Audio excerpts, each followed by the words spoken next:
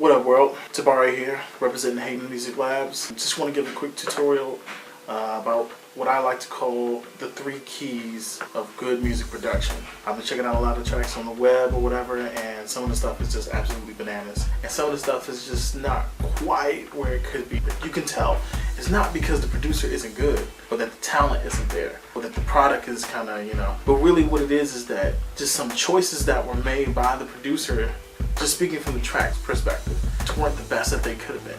So, number 1, make sure your drums are crazy. What do I mean by that? I mean the rhythm, the patches you're using, and or the samples, and the effects that you're putting on your drums. These are key aspects to making sure your drums knock really hard.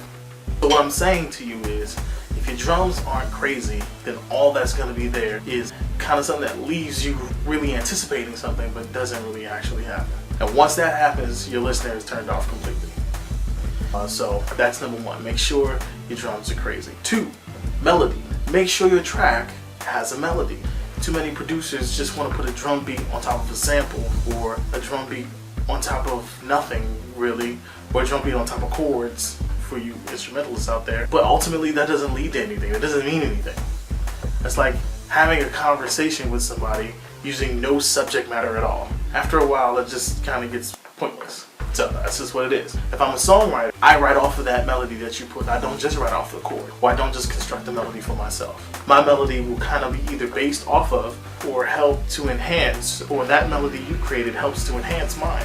So I need that as a songwriter. I need it as a producer. So if I'm listening to tracks, I want to hear that melody, even if it has no song on top of it. Here's a good tip. Use one hand. Even better, use, 3 fingers and a thumb to create your melodies. Why?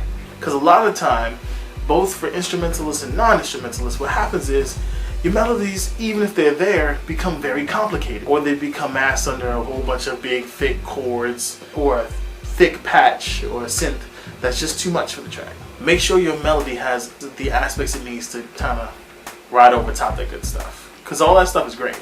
Having a big flowy patch with a bunch of verb on it and all that stuff is great, but your melody has to sit on top of it. Okay? So use one hand, 3 fingers and a thumb to get that going. I promise you, you'll see a huge difference in your musicality overall and in your tracks. Also, here's a good tip, and actually you can use this for your drums too. If you play your patch out on your keys or whatever, or on your melody, play it out on whatever, it doesn't matter. Whatever patch you're on, whatever you're going to use, whatever synth. But don't settle.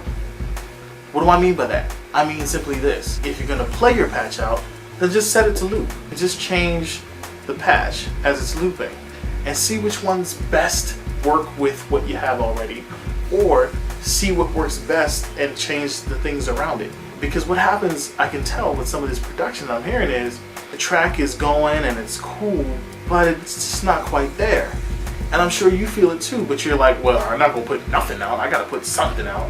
I'm not going to not put nothing. But the track is not where it needs to be. But I can't sit around and do nothing.